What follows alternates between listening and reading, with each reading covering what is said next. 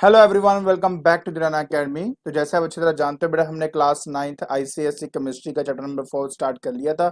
And आज के lecture से पहले हमने discovery of electron, discovery of proton, discovery of nucleus के बारे में हमने बात करी थी। और आज के लेक्चर के अंदर बेटा हम जो बोहर्स एटॉमिक मॉडल है उसको डिस्कस करने वाले हैं। और हाँ, ऊपर जितने भी चैनल और जो पेजेस दिए गए हैं उनके जो लिंक्स है डिस्क्रिप्शन बॉक्स में डाल दिए हैं। तो बिना कोई टाइम वेस्ट किए चलिए शुरू करते हैं।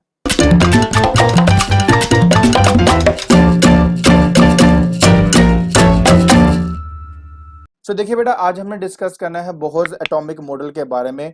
आप अच्छी तरह जानते हो बेटा कि रदरफोर्ड स्कैटरिंग एक्सपेरिमेंट के मदद से हमें ये पता लगा था कि एक्चुअली के एटम के बीच में एक हाईली पॉजिटिवली चार्ज्ड हमारे पास एक कोर है, जिसको हमने बेसिकली न्यूक्लियस का नाम दिया था।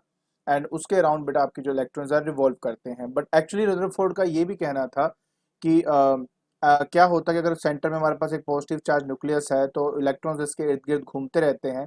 एंड जो क्लासिक हमारे पास फिजिक्स है, क्लासिक मैकेनिक्स है, उनके अकॉर्डिंगली इलेक्ट्रोडायनेमिक्स है, जो उनके अकॉर्डिंगली ये कहना था कि जब कोई इलेक्ट्रॉन आपका रिवॉल्व करता है तो अपने में से एनर्जी को रेडिएट आउट करता है।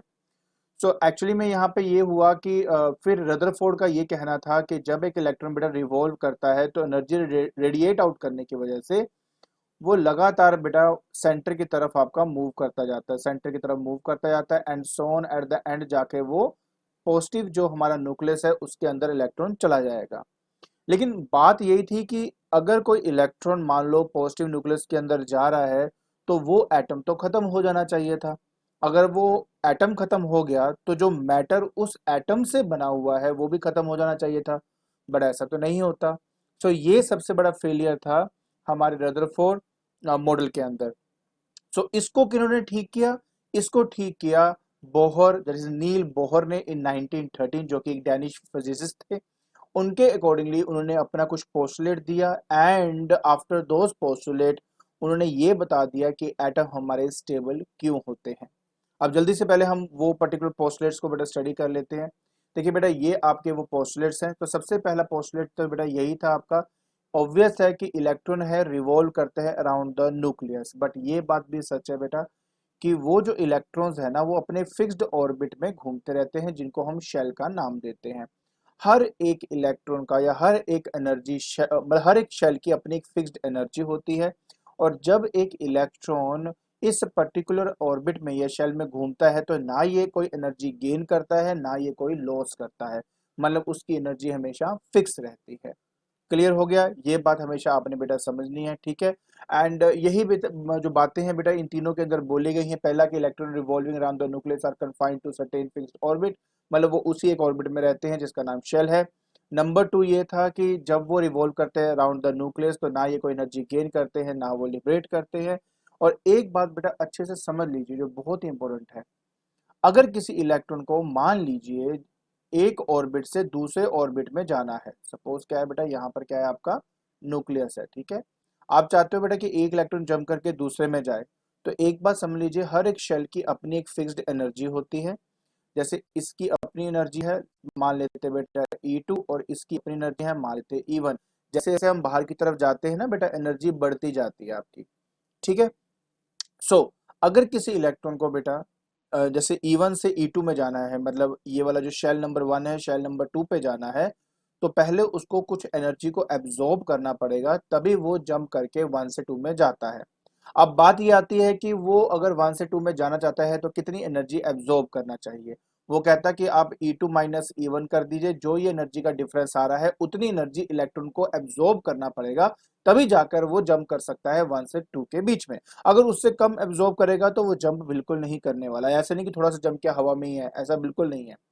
वो तभी जंप करेगा अगर उसकी एनर्जी बेटा इन दोनों के डिफरेंस के बराबर उसको मिलती है, तभी वो 1 से 2 में जाएगा। अगर 3 में जाना तो 1 और 3 के बीच का डिफरेंस की एनर्जी उसको दोगे, तभी वो 1 से 3 में सीधा जंप करेगा।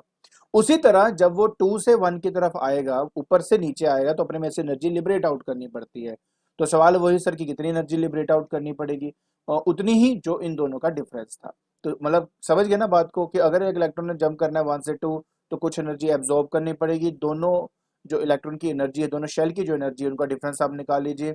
उतनी एनर्जी एब्जॉर्ब करके जंप करेगा फ्रॉम 1 से 2, उतना ही लिबरेट करके वो 2 से 1 आपका आएगा, ठीक है। तो जैसे यहाँ पे लिखा भी हुआ है, आप देख भी सकते हो बेटा कि हर एक orbit, each orbit is associated with a fixed amount of energy, और इन्हीं को ही एनर्जी लेवल्स का नाम दिया गया था। आई होप आपको अच्छे से समझ में आ गया होगा बेटा कि ये बोहर एटॉमिक मॉडल के पोस्टलेट्स क्या थे। अब एक बार जल्दी से उनके मॉडल को भी ध्यान से देख लेते हैं बेटा। ये है वो फिक्स्ड ऑर्बिट, जैसे उन शेल के नाम है 1 2 3 4, और उनको KLMN एंड सो ऑन बेटा इस तरह नाम भी दिया जाता है। सेंटर में बेटा बच्चे जानते हो कि हमारे पास न्यूक्लियस है, ठीक है। तो ये जो आप देख रहे हो ये बोहर मॉडल है। अकॉर्डिंग टू रदरफोर्ड ये कहा गया था इलेक्ट्रॉन का एक स्पाइरल बेटा पाथ होगा, घूम फिर के दोबारा पॉजिटिव में आएगा, लेकिन ऐसा नहीं है।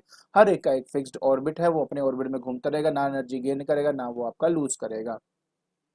इसके बाद बेटा हमारे पास आता है डिस्कवरी ऑफ न्यूट्रॉन्स। अब न्यूट्रॉन्स के बारे में बात करते हैं। देखिए बेटा ये बात तो हम समझ चुके थे कि after the discovery of nucleus, after discovery of proton, after discovery of electrons, कि जितने हमारे पास नंबर ऑफ इलेक्ट्रॉन्स होंगे बेटा, नंबर ऑफ इलेक्ट्रॉन्स होंगे उतने ही हमारे पास बेटा नंबर ऑफ प्रोटॉन्स होंगे। ये बात तो हमें बेटा बहुत अच्छे से क्लियर हो गई थी।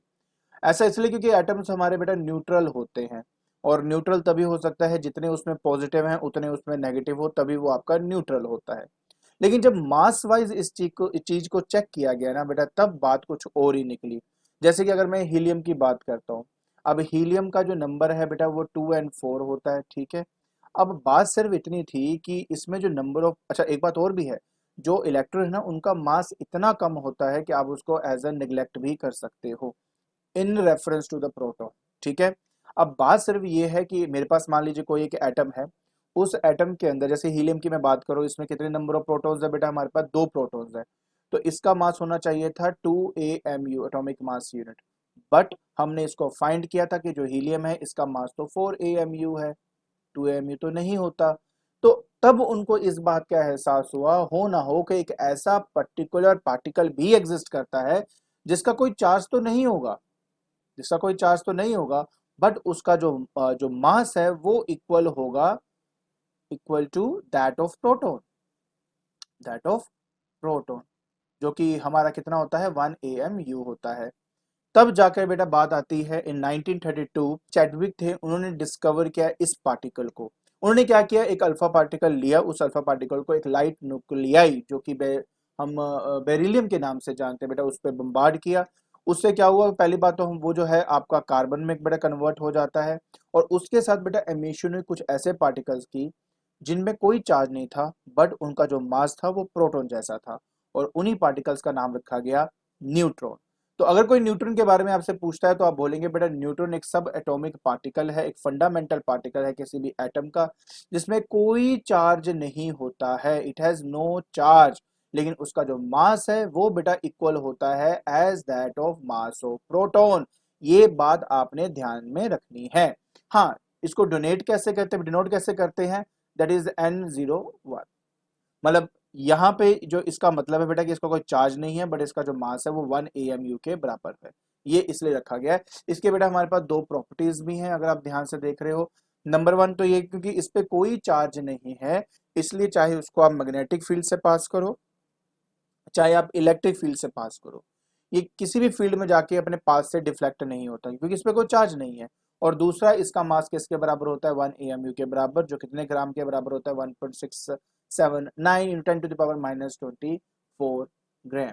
आई होप आपको न्यूटन के बारे में अच्छी तरह समझ में आ गया होगा। Very good. अब लास्ट में हम करेंगे बेटा जो डिफरेंसेस क्या थे, डाल्टन ने एटॉमिक थ्योरी क्या दी थी, और आज की डेट में जो हम एटॉमिक थ्योरी समझते हैं उनमें क्या मेजर डिफरेंस है।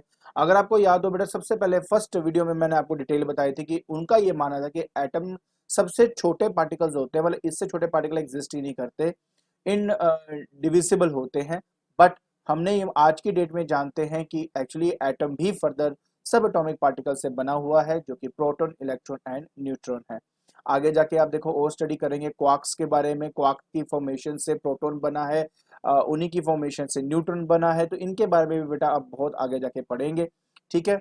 नेक्स्ट बेटा ये है कि एटम को ना तो हम क्रिएट कर सकते हैं ना हम उसको डिस्ट्रॉय कर सकते हैं, लेकिन ये बात बिल्कुल सही है, हम चाहें तो न्यूक्लियर फ्यूजन या फिजन से, न्यूक्लियर फ्यूजन का मतलब क्या होता है, लाइटर न्यूक्लियाई आपस में मिलकर एक हैवी न्यूक्लियाई बनाना, फिजन का मतलब होता है एक हैवी न्यूक्लियाई का टूटकर लाइटर न्यूक्लियाई में बन जाना। तो कहने का मतलब सिर्फ इतना है कि हम चाहें तो किसी भी एटम को क्रिएट भी कर सकते हैं, डिस्ट्रॉय भी कर सकते हैं। एक सिंपल सा एग्जांपल आपके सामने यही है, बेरिलियम को जब अल्फा पार्टिकल से बम्बार्ड किया तो बेरिलियम थोड़ा ना रहा, क्या बन गया, वो आपका एक कार्बन बन गया। तो मैंने एक एटम को क्रिएट ही तो किया यहाँ पर, ठीक है।